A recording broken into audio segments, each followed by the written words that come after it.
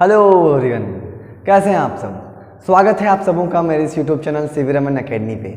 आज का हम लोग का टॉपिक है इक्विपोटेंशियल सरफेस को समझना और साथ में उसके प्रॉपर्टीज़ को भी समझना। ये आपके बोर्ड के एग्ज़ाम के लिए बहुत ही इंपॉर्टेंट रोल अदा करता है, क्योंकि ये टॉपिक आपको कभी 2 मार्क्स में तो कभी 3 मार्क्स में उसके प्रॉपर्टीज़ को लिखने आता है। तो चलिए बिना देरी किए वीडियो को स्टार्ट करते हैं। इक्विपोटेंशियल सरफेस, अगर आप इसके नाम को देखिएगा तो आपको कुछ पता चल रहा होगा कि ये वैसा सरफेस है जहाँ के हर एक पॉइंट पे जो इलेक्ट्रिक पोटेंशियल का वैल्यू आएगा वो होगा इक्वल। इसीलिए इस टॉपिक का नाम या फिर इस सरफेस का नाम इक्विपोटेंशियल सरफेस रखा जाता है। चलिए इसको बेहतर तरीके से समझने का ट्राई करते हैं। आइए यहाँ पे देखिए कि अगर हम एक चार्ज लेते हैं, पॉइंट चार्ज को कंसिडर करते हैं जो है हमारा प्लस क्यू एक पॉइंट चार्ज है।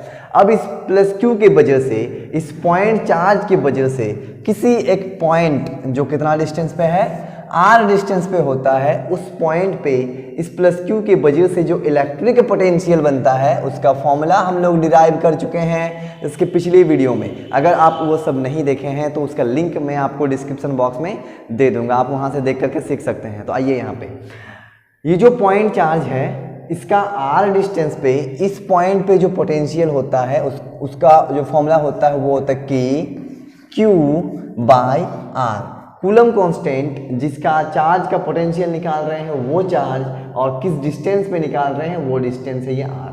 ये होता था मेरा इलेक्ट्रिक पोटेंशियल किसी एक पॉइंट पे।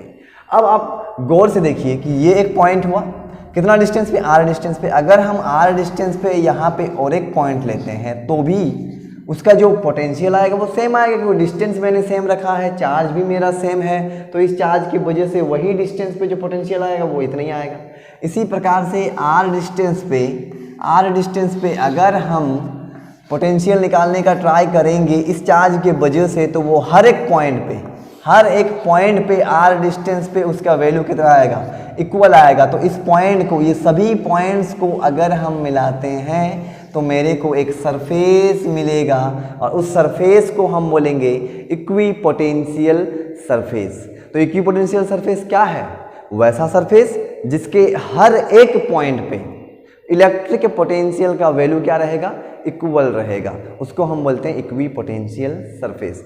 The surface at which the electric potential at every point is equal is known as equipotential surface. अब इन सरफेस का कुछ प्रॉपर्टीज होता है, उनको जानना बहुत ही इम्पोर्टेंट होता है हमारे लिए। तो चलिए इक्विपोटेंशियल का प्रॉपर्टीज को अब समझते हैं। पहला प्रॉपर्टीज देखिए आप, ये आपको 3 मार्क्स में पूछे जाते हैं, तो आप इसको गौर से देखिएगा और इसको समझने का ट्राई करिएगा। पहला प्रॉपर्टीज क्या है कि 2 equipotential surface never cross each other. 2 equipotential surface आपस में कभी भी क्रॉस नहीं करेंगे, इंटरसेक्ट नहीं करेंगे 2 इक्विपोटेंशियल सरफेस। आप इस फिगर को देखिए, हम एक ये इक्विपोटेंशियल सरफेस कंसीडर किए हैं, कितना डिस्टेंस पे R। हम एक और इक्विपोटेंशियल सरफेस ऐसे ही इस पॉइंट्स को लेकर के भी हम कंसीडर कर सकते हैं इस प्रकार से। तो आप ध्यान से देखिए, आप कितने भी सारा इक्विपोटेंशियल सरफेस लीजिए, वो आपस में कभी भी क्रॉस नहीं कर रहे हैं। ऐसा कभी नहीं होगा कि आप एक इक्विपोटेंशियल सरफेस लिए हैं और वो यहाँ से गया, यहाँ से काटते हुए गया, ऐसा आपको कभी नहीं मिलेगा। क्रॉस नहीं करना चाहिए। तो पहला प्रॉपर्टीज ये है कि 2 इक्विपोटेंशियल सरफेस कभी भी क्रॉस नहीं करेंगे। नेक्स्ट आप देखिए, ये बहुत इंपॉर्टेंट है कि work done in moving a unit positive test charge in equipotential surface is 0। मतलब सुनिए, अगर आप एक इक्विपोटेंशियल सरफेस कंसीडर किए हैं, जैसे ये मान लीजिए मेरा एक चार्ज है और इसके चारों ओर जो इक्विपोटेंशियल सरफेस हुआ वो कुछ इस प्रकार से हुआ, तो जब आप एक चार्ज को, ये जो सरफेस है मेरा, इस सरफेस में से अगर आप एक चार्ज को इस पॉइंट से इस पॉइंट तक मूव करते हैं तो आपको मूव करने के लिए वर्क डन कितना आएगा, 0 आएगा। आपको लग रहा होगा कि ये क्या बात हो गया, तो आप यहाँ पे देखिए कि आप एक इक्विपोटेंशियल सरफेस में वर्क जब कर रहे होंगे एक चार्ज को मूव करने के लिए, तो उसका वैल्यू आएगा 0। तो चलिए हम एक इक्विपोटेंशियल सरफेस को बना लेते हैं। ये हो गया चार्ज, और ये है मेरा एक इक्विपोटेंशियल सरफेस। अब हम इस पॉइंट पे मान लीजिए एक टेस्ट चार्ज रख लेते हैं क्यू नॉट, जो कितना डिस्टेंस पे है, r डिस्टेंस पे है, और इस पॉइंट को हम मान लेते हैं कि ये है मेरा a। अब हम इस पॉइंट a से इस सरफेस पे इसको हम मूव कर दिए इस पॉइंट तक, मान लीजिए वो है मेरा b। अब टेस्ट चार्ज यहाँ पहुँच चुका है, उसका डिस्टेंस भी कितना है, r। अब आप ध्यान दीजिए कि पॉइंट a पे इस चार्ज के वजह से जो पोटेंशियल आएगा वो आएगा VA, और पॉइंट B पे जो पोटेंशियल आएगा वो होगा मेरा VB। अब अगर हम अपना पोटेंशियल डिफरेंस का कॉन्सेप्ट को यूज़ करते हैं, जो कहता है हमें कि जो पोटेंशियल डिफरेंस होगा इन दोनों पॉइंट में, पॉइंट A और पॉइंट B में, वो होगा फाइनल पोटेंशियल। पहले तो इनिशियल यहाँ पे था, फाइनल यहाँ पे, तो final potential minus initial potential, और ये इक्वल होगा work external by Q naught. इसके बारे में भी हम आपको पढ़ा चुके हैं और चर्चा भी कर चुके हैं और बहुत बढ़िया से कर चुके हैं, तो वो सब वीडियोस आप देखें और मजे लें। यहाँ पे देखिए, अब हमको पता है कि ये तो इक्विपोटेंशियल सरफेस होता है। इक्विपोटेंशियल सरफेस का मतलब इस पॉइंट पे, इस पॉइंट पे, इस पॉइंट पे, और हर एक पॉइंट पे जो इस सरफेस पे है वहाँ पे पोटेंशियल क्या होगा, इक्वल होगा। यानी यहाँ का पोटेंशियल क्या है, VA, और यहाँ का पोटेंशियल क्या है, VB। ये दोनों क्या होंगे, बराबर होंगे, क्योंकि ये एक प्रकार का इक्विपोटेंशियल सरफेस है।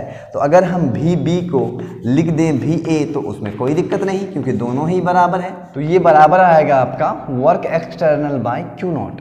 अब सिंस ये देखिए दोनों इक्वल है, तो दोनों के बीच का डिफरेंस कितना आएगा, 0। इधर बच जाएगा मेरा work external by Q naught. अब क्यू नॉट इधर आएगा तो इनटू होकर के वो भी हो जाएगा 0, तो आपको मिल जाएगा work external equals to 0, work external equals to 0। तो पहला प्रॉपर्टी था कि दो इक्विपोटेंशियल सरफेस क्रॉस नहीं करेंगे, और दूसरा प्रॉपर्टी क्या था कि अगर हम एक इक्विपोटेंशियल सरफेस पे चार्ज को मूव करते हैं तो मेरा वर्क डन निकल करके 0 आएगा। अब थर्ड प्रॉपर्टी देखिए, अब थर्ड प्रॉपर्टी बोलता है कि जो डायरेक्शन होगा, the direction of electric field intensity is perpendicular to the surface. मतलब जो चार्ज का इक्विपोटेंशियल सरफेस हम कंसीडर करेंगे, उस चार्ज का जो इलेक्ट्रिक फील्ड इंटेंसिटी का डायरेक्शन होगा वो उस सरफेस का नॉर्मल होगा। आप इसको देख भी सकते हैं, हम आपको यहाँ दिखा रहे हैं। आप देखिए, ये सब मिटा करके दिखा दे रहे हैं, ये लास्ट प्रॉपर्टी है, आप इसको बढ़िया से पढ़ लीजिए, आपको मार्क्स कहीं नहीं जाएगा आपके बोर्ड में। यहाँ देखिए, ये मान लीजिए मेरा एक चार्ज है पॉजिटिव Q, और ये हो गया इसका इक्विपोटेंशियल सरफेस हो गया। अब आप ध्यान से देखिए कि ये जो चार्ज है मेरा, ये चार्ज चूंकि इस सरफेस का सेंटर में है, अब यहाँ से पॉजिटिव Q से जो इलेक्ट्रिक फील्ड निकलेगा वो बाहर क्यों निकलेगा, कुछ इस प्रकार से। इलेक्ट्रिक फील्ड लाइन जो होता है वो रेडियली फॉरवर्ड डायरेक्शन में चलते हैं, ये सब हम आपको फर्स्ट चैप्टर में पढ़ा चुके हैं। तो इलेक्ट्रिक फील्ड इंटेंसिटी का जो डायरेक्शन आएगा वो कुछ इस प्रकार से आएगा। अब आप ध्यान से देखिए,